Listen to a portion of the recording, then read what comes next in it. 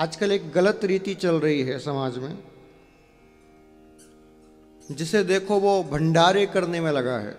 ये अच्छी रीति नहीं है, ये गलत रीति है। कहीं भी सड़क पे 2 टेबल लगा ली और बांट रहे हैं। भैया अन्न ब्रह्म है, भोजन करना भी एक योग है।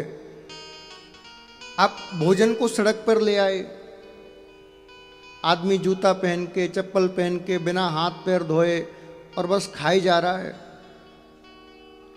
ना तो बनाने में शुद्धता रही, ना खाने वाला शुद्ध है। और फिर उस भोजन को यदि खा भी लोगे तो भैया पेट भले भर जाए, वो आपको लाभ नहीं करेगा।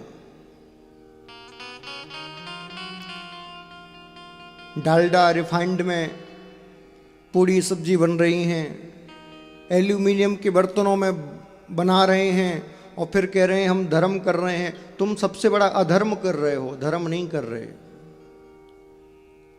क्योंकि यदि डालडा रिफाइंड में तुम भंडारा बना रहे हो और एल्यूमिनियम के बर्तनों में बना रहे हो तो वो प्रसाद नहीं है, वो जहर बन गया है।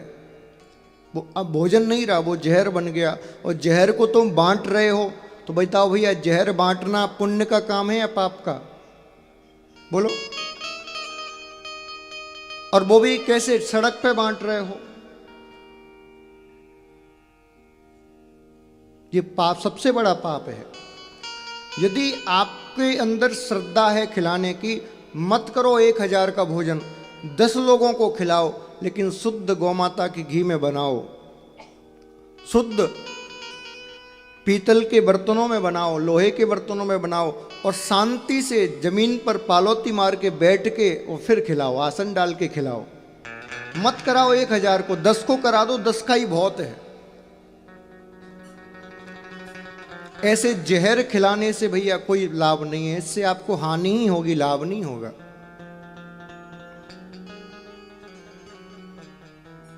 इसलिए ऐसे कामों को बंद कर देना चाहिए। लोग इतने नासमझ हो गए हैं कि कुछ भी होड़, एक दूसरे की होड़ मची, एक ने कर लिया तो दूसरा करेगा, दूसरे ने कर लिया तीसरा करेगा, होड़ मची हुई है।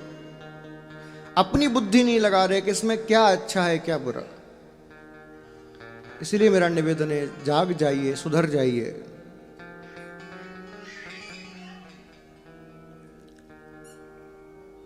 सबसे बड़ा, यदि आप धर्म करना चाहते हो तो मैं बता रहा हूं आपको, ऐसा भंडारा जो एक बार आपने मेहनत कर ली तो हजारों वर्षों तक चलता रहेगा वो भंडारा।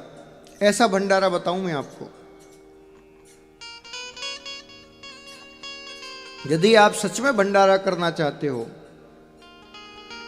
तो कोई फलदार वृक्ष लगा दो, 5, 7, 11, 21 जितना मन हो। भैया एक बार वो फलदार वृक्ष बड़ा हो गया तो देखो आपका कितना भंडारा होगा।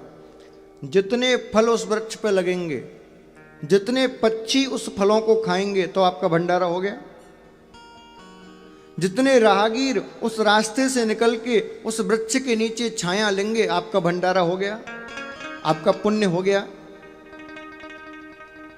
जितनी प्राण वायु उस वृक्ष से निकलेगी, आपका पुण्य हो गया, भंडारा हो गया। जितने लोगों के मुख में वो फल जाएगा, आपका भंडारा हो गया। बताओ, इससे बड़ा कोई भंडारा हो सकता है? और ये आप रहो या ना रहो, ये चलता रहेगा, बिना एक दिन रुके चलता रहेगा। और 24 घंटे का भंडारा है।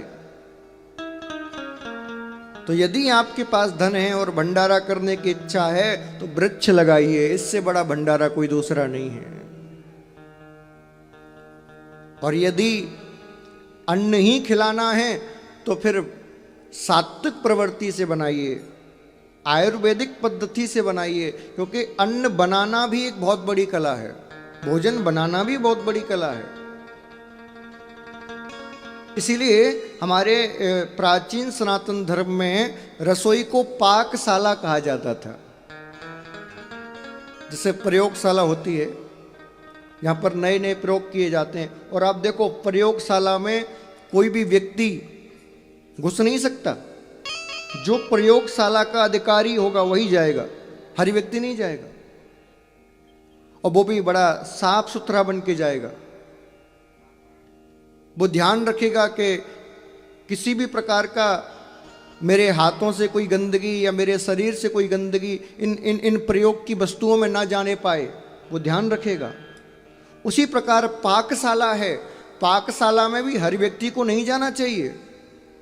जो रसोईया हो, जो पाकशाला का अधिकारी हो, वही रसोई में जाए, वही पाकशाला में जाए, और वो भी बड़ी सरलता से, बड़ी सहजता से और बड़ी सुरक्षा का ध्यान रख के भोजन बनाए, तब वो भोजन अमृत बनता है, तब वो हमारे प्राण के लिए, हमारे शरीर के लिए लाभदायक होता है। अब देखिए, प्राचीन मंदिरों में आज भी रसोई में कोई घुस नहीं सकता, अमनिया की सेवा होती है। एक बार रसोई से बर्तन निकल गया तो अंदर रसोई में बर्तन नहीं आएगा फिर वो।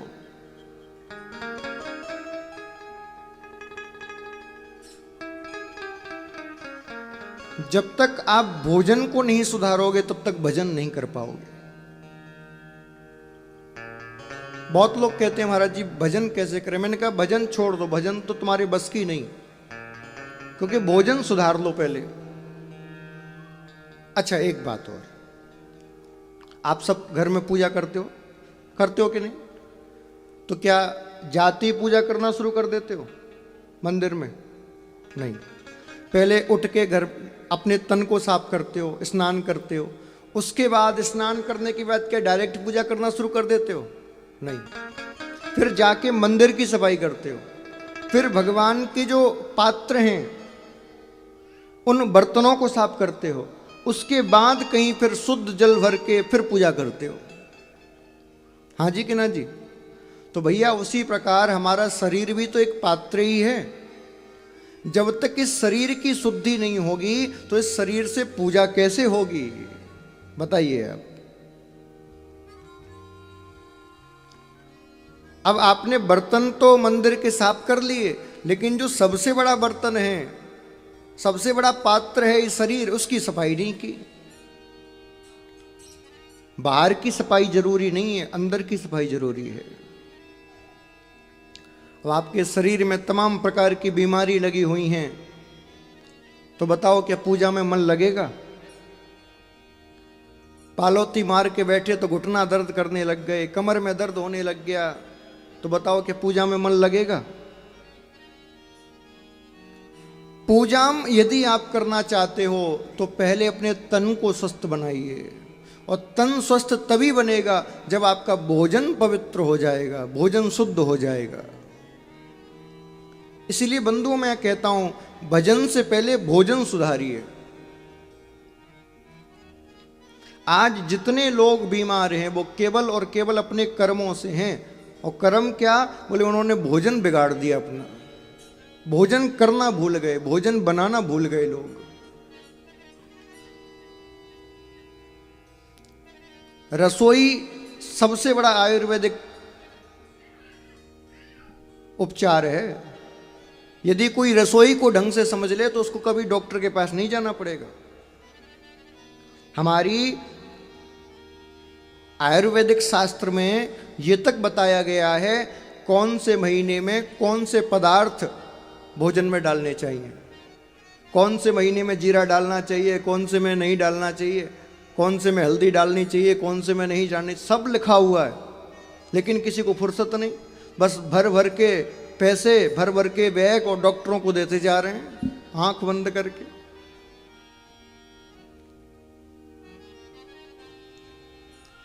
जो अमृत चीज है वो खाना छोड़ दिया।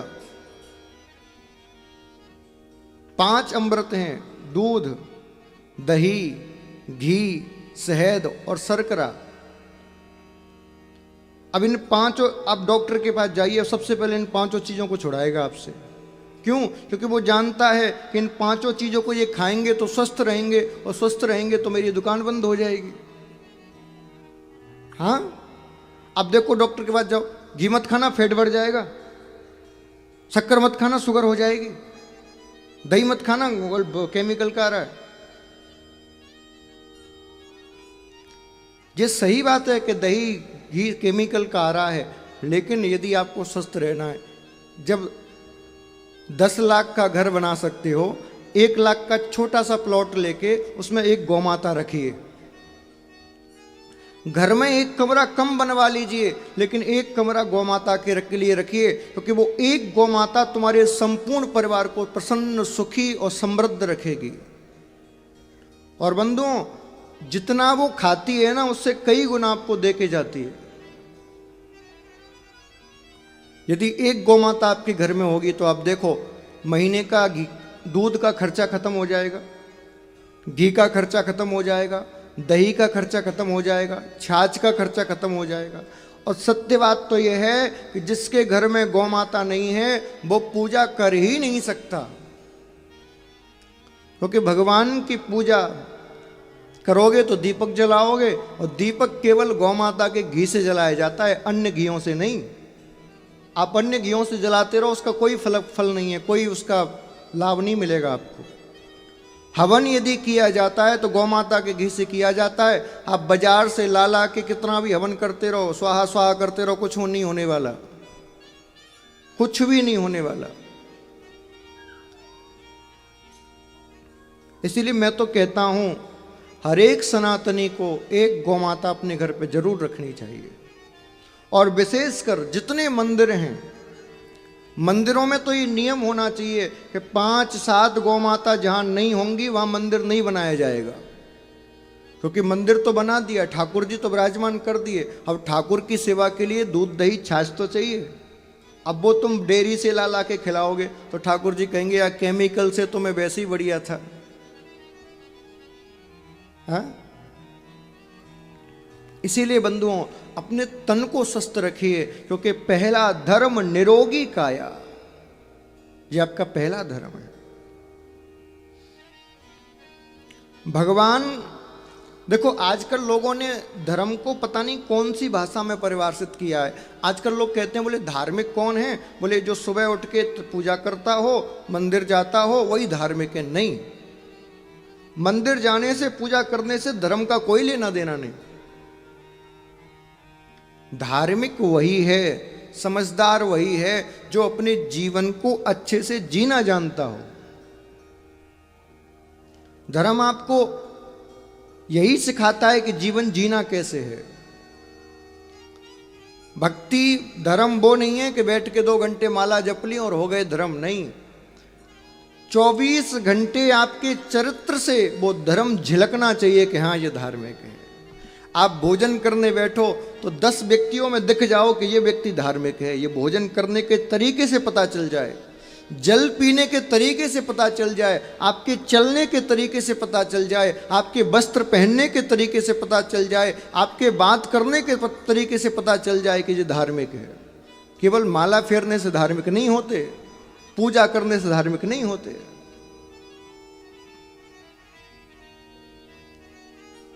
लेकिन पता नहीं क्या हो गया है समाज को, इन चीजों पे कोई ध्यान ही नहीं दे रहा है।